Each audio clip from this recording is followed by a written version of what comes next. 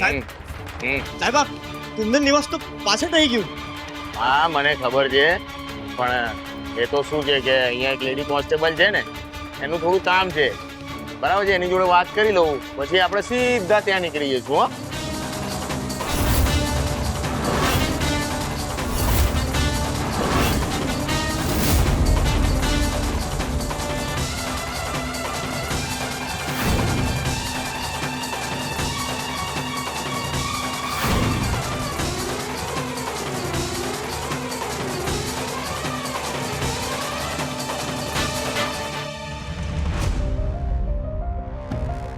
શું સરગમ સાચું બોલી રહી હતી?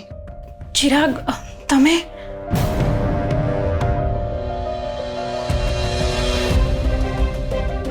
આટલી ઉતાવળમાં તું ક્યાં જઈ રહી છે? પપ્પા પાસે જઉં છું. એમની તબિયત સારી નથી તો એક દિવસ ત્યાં રોકાવાની છું. પપ્પા સાથે તો મારી વાત થઈ, એ બરાબર છે. ના, પપ્પાની તબિયત સાચે ખરાબ છે.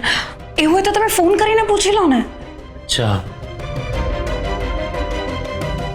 આ બેગમાં શું છે?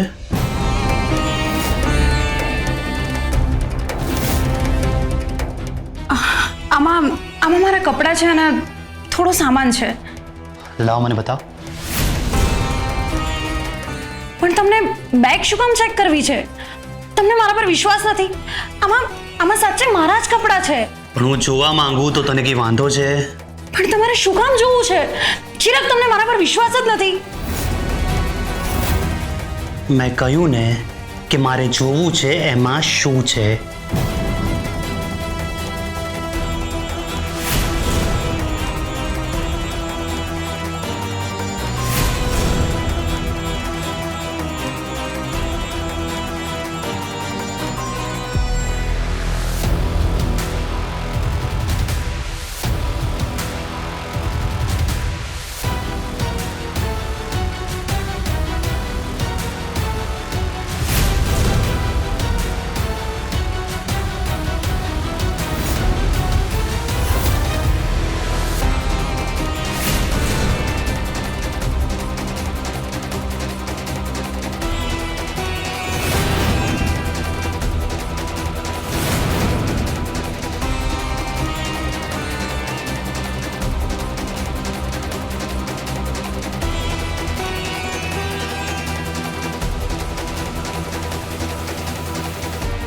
મળી ગયો તમને સંતોષ? ક્યારની કહું છું તમને, તો પણ તમને મારા પર વિશ્વાસ નથી આવતો. This is very rude, Chirag. આવી રીતે તમે કેમ મારી બેગ ચેક કરો છો?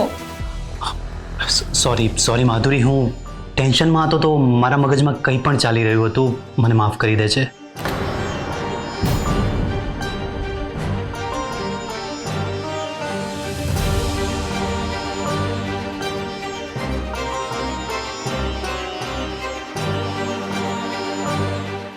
ચિરાગ, હું જે કંઈ પણ કરી રહી છું એ આપણી ભલાઈ માટે કરી રહી છું. અને તમે ફરી એકવાર સરગમની વાતમાં આવીને ખોટું પગલું ભરી દીધું છે.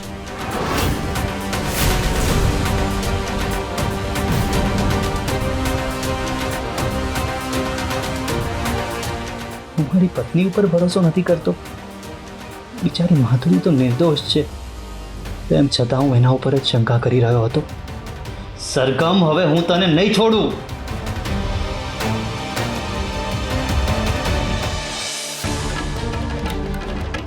સાહેબ આ જે લોકો ઊભા છે એમને જ મારું કિડનેપ કર્યું હતું. શું વાત કરે છે આ લોકો? હે, અરે આ લોકો તો મારા મિત્રો છે. સાહેબ અમને અરેસ્ટ કરી લો. તે કિડનેપ કર્યો તો આને?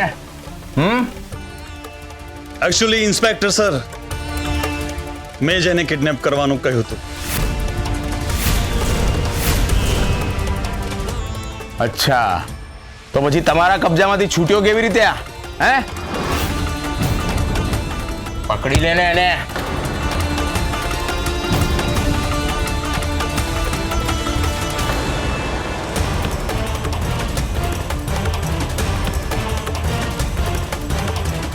Thank you inspector sir.